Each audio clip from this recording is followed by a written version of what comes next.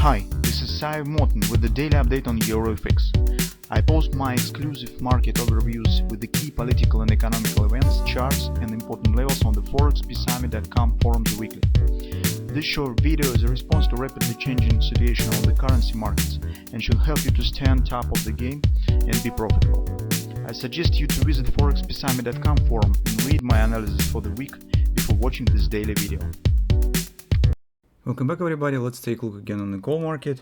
So performance of the gold market, well, absolutely great. So actually we're happy with the signs how gold actually resists to external factors.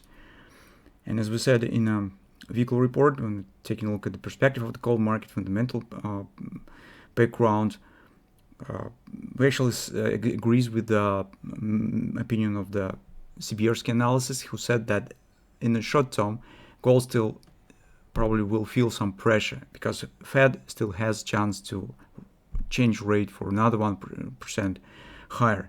But that will be some kind of the last effort and last spike down. After that, the gold performance might turn in the opposite direction. And in general, as you know, we mentioned many times in our weekly reports and high time frame analysis on the monthly chart especially.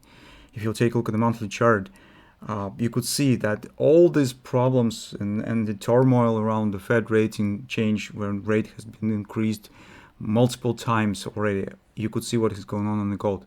Just 30% retracement of the peak. This is nothing. For long-term chart, it shows that gold stands extremely bullish. And that's inspiring us, and that makes us think that we stand on the correct understanding of the processes that stand in the gold market. And this really tells that, well, at least we hope that our suggestion of the reversal of the gold close to the end of the year or maybe earlier, depending on how political events will develop, how geopolitical events will turn, should start. In the shorter term, since we are coming to Wyoming meeting, and in general background for this meeting stands hawkish in terms of the Fed policy, we have the bearish pattern on the gold on the weekly chart suggesting the taking out of these lows.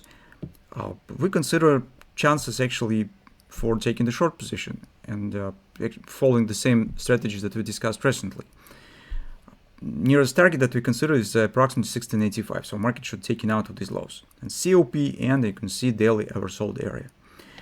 Yesterday we said that if market will show any bounce from the 1740, that's great. We could consider taking the short position. If not, we probably will have to wait when the market will reach the next support, which will be the final support in major 618 support on the daily chart 1730. So market right now stands there.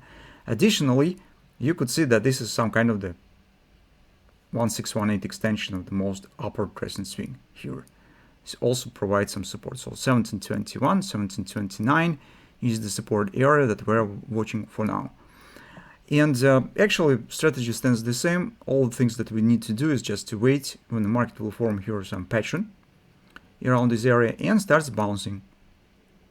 If you're a scalp trader on the hourly chart, on the 15-minute chart, you probably could try to take even scalp long position with a pullback.